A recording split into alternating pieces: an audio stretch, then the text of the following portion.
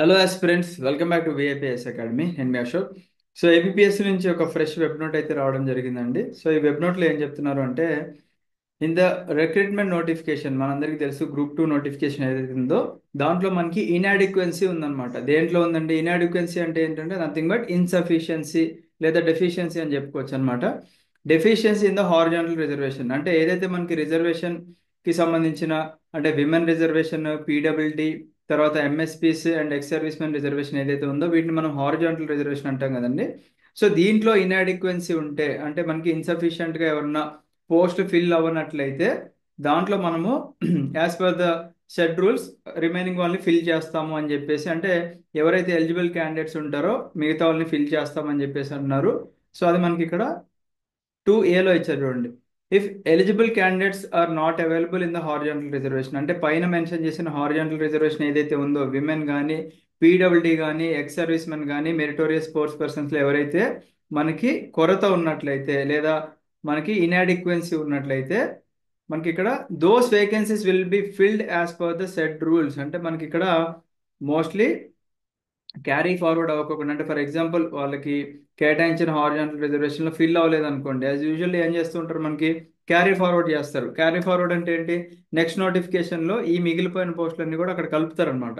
So ఈసారి వీళ్ళు ఏం చెప్తున్నారంటే ఈ వెబ్ నోట్ ప్రకారంగా అలా కాకోకుండా మనము in filling up the vacancies to fulfil the adequacy of representation of each of the set horizontal reservation categories, అంటే మనకి ఏదైతే విమెన్ ఉందనుకోండి, విమెన్ కి సంబంధించిన హారిజాంటల్ రిజర్వేషన్ ఏదైతే ఉందో, లేకపోతే స్పోర్ట్స్ పర్సన్ కి కానీ, అలా మనకి ఈ కేటగిరీస్ ఏవైతే మెన్షన్ చేశారో దాంట్లో మనకి అడిక్వెన్సీ ఏదైతే మనకి అంటే రిక్వైర్మెంట్ ఏదైతే ఉందో దాన్ని ఫుల్ఫిల్ చేస్తామని చెప్పేసి అంటాను అనమాట.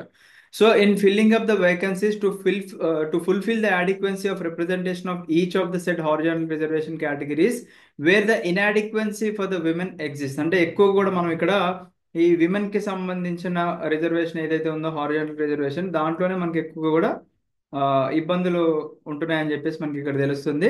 The eligible women candidates as per their merit will be considered and if such women candidates are not available, ఒకవేళ మనకి విమెన్ క్యాండిడేట్స్ అనేది మనకి ఫిల్ చేయడంలో అవైలబుల్ గా లేరు అనుకోండి, the said vacancies will be fill up by the eligible male candidates, అంటే ఇక్కడ ఈ విమెన్ రిజర్వేషన్ లో కూడా ఫుల్ఫిల్ అవ్వకపోతే మనకి మేల్ ని తీసుకొచ్చి అక్కడ రీప్లేస్ చేస్తామని చెప్పేసి అంటున్నారు అనమాట, యాజ్ పర్ దేర్ మెరిట్ ప్రకారంగా. ఓకేనా, ఎవరైతే స్టూడెంట్ ఫర్ ఎగ్జాంపుల్ విమెన్కి ఒక 20 పోస్టులు ఉన్నాయి అనుకోండి, దాంట్లో 17 ఫిల్ అయినాయి అనుకుందాం ఫర్ ఎగ్జాంపుల్, అండ్ ఇక్కడ మేల్లో కొంతమందికి ఉద్యోగం రాలేదు, వాళ్ళు అలాగా వెయిటింగ్లో ఉన్నారనమాట. సో ఈ ఉద్యోగం రానటువంటి స్టూడెంట్స్లో మనకి మెరిట్ స్టూడెంట్స్ ఉంటారు కదండి. ఫర్ ఎగ్జాంపుల్ ఒక 20 మెంబర్స్ని తీసుకున్నాం అనుకోండి, ఒక 3 మెంబర్స్ని అక్కడ రీప్లేస్ చేశారు అనుకుందాం, మెరిట్ ప్రకారంగా ఫిల్ చేశారు అనుకుందాం పోస్టులు, సో దట్ ఇక్కడ ఆ పోస్టులు మిగిలిపోకుండా ఉన్నాయి, క్యారీ ఫార్వర్డ్ అవ్వకుండా ఉన్నాయి, అండ్ అవి మేల్తో అవి ఫిల్ చేయడం జరిగింది అనమాట.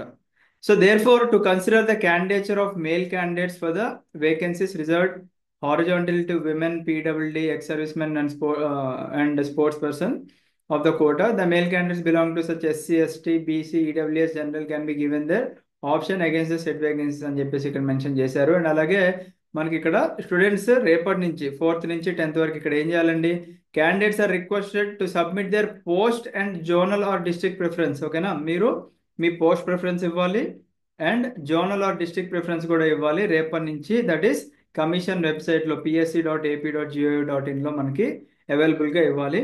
అండ్ ఒకవేళ పోస్ట్ ప్రిఫరెన్సెస్ గురించి చాలా మంది వీడియో అడుగుతున్నారు కాబట్టి ఈ వీడియో తర్వాత నెక్స్ట్ వీడియో మనం అదే చేసుకుందాం, సో దట్ మీరు కూడా జాగ్రత్తగా 4th నుంచి 10th లోపు టైం తీసుకోండి. ఒకటేసారి 4th వచ్చేసింది కదా అని చెప్పేసి ఫిల్ చేయకండి, వెయిట్ చేయండి, ఆలోచించండి, ఆలోచించి మిస్టేక్స్ చేయకోకుండా మీరు ఫిల్ చేస్తే బాగుంటుంది. So thank you, have a great day, జై హింద్.